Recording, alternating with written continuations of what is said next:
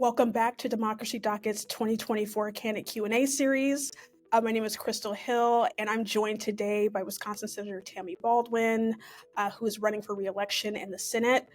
Today, we're going to talk about some important Wisconsin cases, as well as Baldwin's stance on voting rights. Senator Baldwin, thank you so much for taking the time today. Thank you for having me. I'm really delighted to join you. Great. Well, just to start, tell us why you're running for re-election. Well, I'm running for re-election because I want to have somebody who's fighting for working Wisconsinites, not just the powerful and well-connected. And I feel like this is a time where we need to continue our work on first lowering the cost of things. That's something that's on the minds of my constituents, including the work that I've done to lower the cost of prescription drugs and healthcare generally. I'm trying to put Wisconsinites back to work. I've been a champion of apprenticeships and Buy America policies, and we're seeing the results of those efforts. But we're also trying to secure rights and freedoms back that we've lost. And I would look at numerous areas where we're trying to do that. After the Dobbs decision, especially in a state like Wisconsin with a statutory criminal abortion ban that was passed in the year 1849, we need to secure those rights and freedoms back for half of our state. And we also need to defend our democracy. You know, we're one of the states that had elected a state of fake electors, a slate of fake electors. It's a state where the Republican-led legislature has tried to make it harder for people to vote, erecting barriers, not literal, but in many ways, just things that are make it very difficult for people to access the ballot box. And we also need to restore the right to organize in the workplace. And so winning back our rights and freedoms that have been trampled on is another key priority for me as I run for re-election. You talked about defending democracy and talked about, certain barriers to voting. I wanted to talk about the legislation you introduced in 2023, the Freedom to Vote Act, which would, among other things, it would establish early voting guidelines, no excuse vote by mail, which is there's a case related to that in New York, so it's something that other lawmakers are considering. But these are goals that many Democrats have had and have pursued, but really haven't. They really haven't been able to bring it to fruition. So, can you Mhm. talk about how you plan to advance this legislation? Are you going to reach across the aisle? How will you gain enough support for bills like this? Right. So, first of all, I just want to localize the Freedom to Vote Act because, as I said earlier on, we've had a legislature in Wisconsin over many years that has passed certain measures to make it harder to vote. And you talked about no excuse absentee ballots. It's certainly one of those areas making, like, even during the pandemic, making it so difficult for somebody to get the witness to sign the ballot envelope. And making it easier for elected officials to throw those out. There's certainly a lot of restrictions that have been placed on the type of photograph you have to show, government issued ID and all the things that ID has to have on it so that it excludes huge groups of people who maybe don't drive or are university students who come from other states and have to get a voting ID. Uh, so there's a lot of things that have been passed. We have a big issue right now over ballot Dropbox, which were used so successfully during the pandemic to make it safe and efficient to vote. But we've had a big back and forth about those things. And so it's really important to me that we have federal guardrails to prevent states like Wisconsin, the Republican-led legislature, from making it harder for people to vote and making it easier for votes not to be counted, which is so deeply disturbing. So I really want to advance that. You asked, how do we do it? Well, the last time we tried, we had a majority of senators who supported the Freedom to Vote Act, which was tied together with the John Lewis Voting Rights Advancement Act. It was all one big package. We had a majority on that. But as you know, in the United States Senate, you have to overcome a filibuster. Filibuster requires 60 votes to overcome one. And so we had a simple majority to pass the bill, but we didn't have the 60 votes we needed to get to the debate or close the debate on the bill. All right, so what do? We proposed at that time to reform the filibuster. And we thought, when we're talking about such fundamental constitutional rights, that in rare circumstances like that, we should reform the filibuster. We came short. We weren't able to reform the filibuster, but I hope that if we're successful in this election, and if we elect Kamala Harris as president, if we have a Democratic majority in the U.S. Senate, a Democratic majority in the House, that we will be able to finally advance the Freedom to Vote Act combined with the John Lewis Voting Rights Advancement Act. And I'm curious, do you think that removing the filibuster, I mean, it sounds like that could be the major obstacle that, once that is reformed, could provide a pathway for passing legislation like the Freedom of Vote Act, as you said? Yes, indeed. I think that is the pathway to do it. And I think it may be the only pathway to doing it. And you mentioned the Wisconsin Dropbox case. Definitely a big deal that the court reversed the 2022 decision that banned the broad use of Dropboxes. But some detractors, have said that Dropboxes, lead to fraud. Of course, there hasn't been any evidence of that. But others, like Wisconsin Election Commission Chair Ann Jacobs, speaking to Democracy Docket in an interview a few months prior, said that Dropboxes are a good thing because they allow for people in rural areas, for example, to be able to vote. What is your stance on Dropboxes? Are they a good thing for Wisconsin voters? Dropboxes are a great thing for Wisconsin voters. And, of course, widespread use of them in Wisconsin began during the pandemic, where it was, people were encouraged to distance. People were encouraged to not be in crowded spaces. And so on election day, if you were vulnerable to COVID, it would not be a good idea to stand in a long line with hundreds of other people to vote in person. It would be, so it's a public health issue then, but it works so well. And a lot of the Dropboxes, now I'm talking about my home community in Madison, Wisconsin, a lot of the Dropboxes were put at fire stations, which of course are staffed 24/7. And they had cameras focused on them. And so they were really safe in terms of an effective way of allowing people to access, to access one of the Dropboxes and to vote. You're right that it's also very useful in places where there are much longer distances that people have to travel. And so I think they should be encouraged.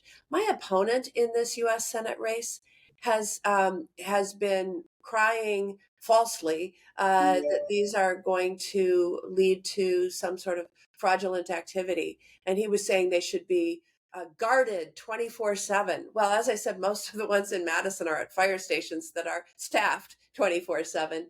But there's just there's no truth to that, and it's people trying to sow doubt in our democratic process, like the former president. And we need to stand up to that and say, we should be making it easier for people to vote. That's a great segue, actually, to my next question. You kind of alluded to it with, your mention of the fake elector scheme, Trump. 2020 was obviously a very tumultuous time in the country, and especially in Wisconsin, which was and is a critical state. in Mhm. 2020 and in this upcoming election. But even since 2020, there's been a lot of doubt and confusion and discord surrounding elections. I'm curious, what is your message to Wisconsin voters who maybe they're reluctant to head to the polls, maybe they believe that this election might not be fair? What would you say to them? Yeah. Well, first of all, our vote is our voice in our democracy. And let's go back to the basics. We are a government of, by, and for the people. And if the people don't participate, that makes that less so. You're giving your power to someone else. And so don't do that. But secondly, recognize misinformation and disinformation when you see it. Just in April, Donald Trump was holding a rally in Green Bay, Wisconsin. And from that stage, he claimed that he had actually won Wisconsin in 2020. There is no truth to that. My opponent joined Donald Trump on the stage at that same rally in Green Bay in early April. And he was asked afterwards, did he agree with Donald Trump? Uh, and he said, "Well, I think Biden won Wisconsin, but there was a lot of funny business, a lot of shenanigans." And he was pressed. Well, what do you think was wrong? And he said, "Oh, the nursing homes." Well, during the pandemic, we had to take steps to make sure that people could safely vote during COVID. And he said people in nursing homes should not be allowed to vote. It's outrageous to disenfranchise whole groups of people. And so we need to step up to misinformation and disinformation when we hear it. Um, I think that in a state like Wisconsin, where the votes are counted by locally elected clerks of towns, of villages, of cities, and then reported. Uh, there's no there's no way uh, to well, we should trust these officials. We elect them, and they do a darn good job of making sure every single eligible vote is counted. And we should have faith in what they're doing. I also wanted to ask about voter accessibility. There is a pending lawsuit against the Wisconsin Election Commission that essentially wants to allow individuals with disabilities to be able to access absentee ballots electronically. And that case is still ongoing. But I wanted to ask, how you will, if you're reelected, how you'll fight for people who might be differently abled and want to have easy access to the ballot. How will you sort of work to establish those protections for people with disabilities? Yeah. So some of that could be advanced and achieved by passing the Freedom to Vote Act, because there are provisions there that would be very Mhm. important. But I think at the federal level, here's one of the things I think about the most. You know, we have innovative new technologies. Creating accessibility for people with a whole range of disabilities.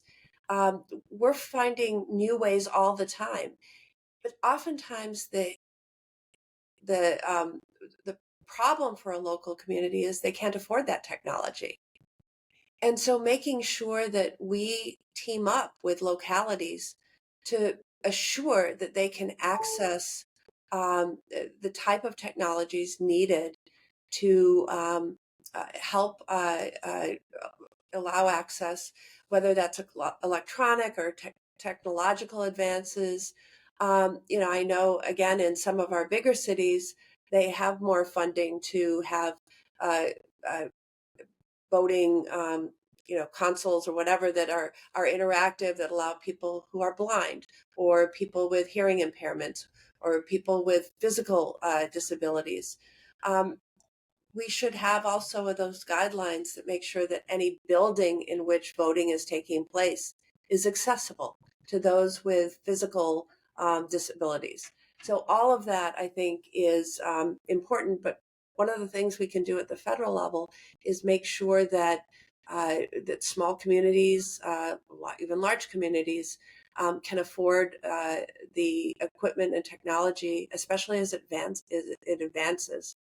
Yeah, that's a really great point about how this technology is available, but sometimes it just comes down to affordability.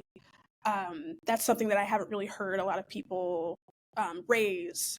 So I think that's an interesting point. I did a story about the upcoming Wisconsin Supreme Court race, just kind of recapping how the last race was super politically charged, and some experts I spoke to said, they think that voters are primarily driven by abortion rights, but also that gerrymandering was kind of a key issue. And so, can you talk about just how important the issue is? I know Wisconsin's kind of distinct with sort of the Yeah. divide, between the legislature and Yep.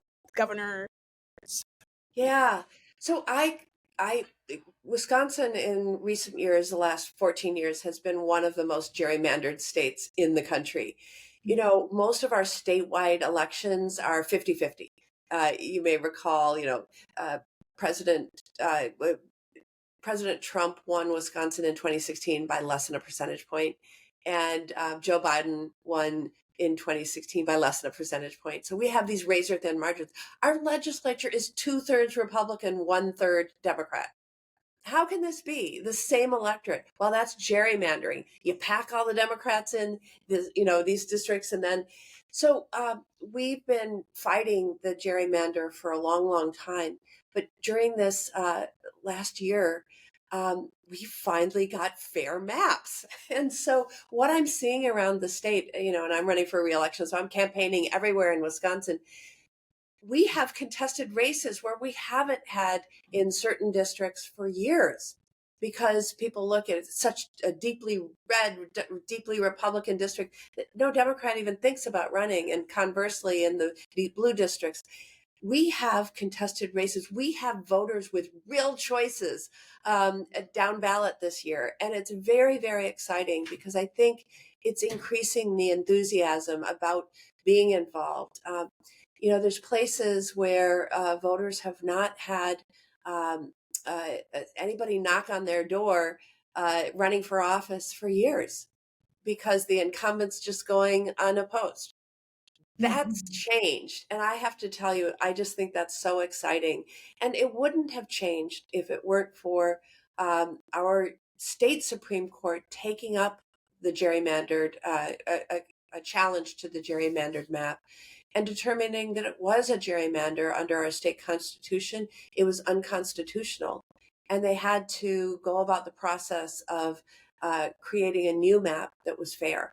And so now we have that. And I'm very excited about how that will increase voter participation.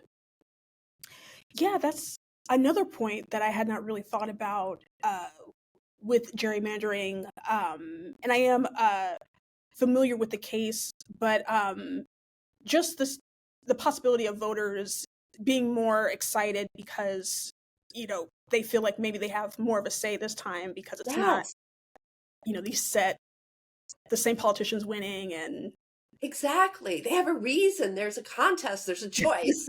Let's get out and do it. And they're having, I was once in the state assembly in Wisconsin, and the way I campaigned was door to door. With a little pamphlet that I'd leave behind. If somebody wasn't there, I'd stick it in their door. If they were there, I'd hand it to them. We'd have a conversation about what their concerns were. What do they care about? What do they want their representative fighting for? And if you don't have those conversations, or you haven't had one for a decade, yeah, maybe you do think, well, what difference will it make if I get out and vote? There's no choice anyways. um, and that kind of leads to my last question. Speaking of voters being energized, we all are still reeling from the announcement that Vice President Kamala Harris, has entered the race. Um, it seems like she really has energized the party, energized voters from what I'm hearing and seeing. Yeah. Have you thought about a potential Harris administration? Do you think that you might be able to get more voting measures, or that voting measures might have a better chance in an with the backing of an administration that is, very pro voting rights. Harris's stance, she has a record of supporting voting rights. How will you, I guess, capitalize on some of the momentum that I think is coming from Harris's campaign? Yeah, well, first of all, it's palpable in Wisconsin. I mean, just to be totally frank, as I was campaigning in the last couple of months, I would have people whisper to me, I'm worried. I'm worried about our whole ticket. I'm worried about the top of the ticket." And when President Biden did what I think is one of the most patriotic things I've ever seen, put country ahead of self, which he's always done. He stepped aside and then endorsed Kamala Harris. I endorsed Kamala Harris. I will just say, because I represent Wisconsin, we were thrilled that her first stop at the top of the ticket was in West Allis in Milwaukee, Wisconsin. Um, Yeah. I've never seen a more energized crowd. People are just so excited about, it's new energy, a new beginning. And one of you're asking about how she would approach the issue of voting rights and democracy.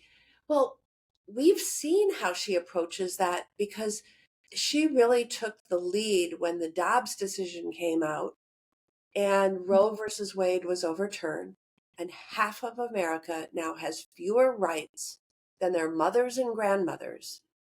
She took the lead in fighting to restore Roe v. Wade.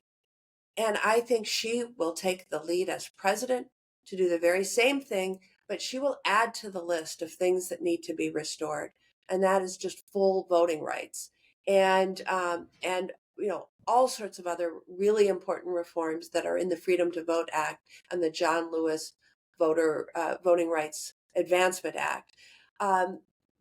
There's no question that these are all fundamental constitutional rights.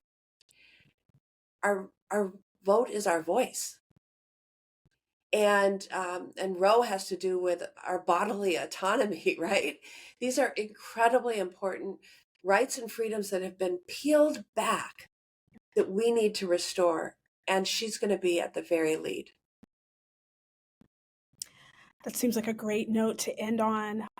Senator Baldwin, thank you so much for taking the time. I know you're super busy with your reelection bid. Thank you. And with legislative duties, of course. Yes, But juggling. That's what they call juggling.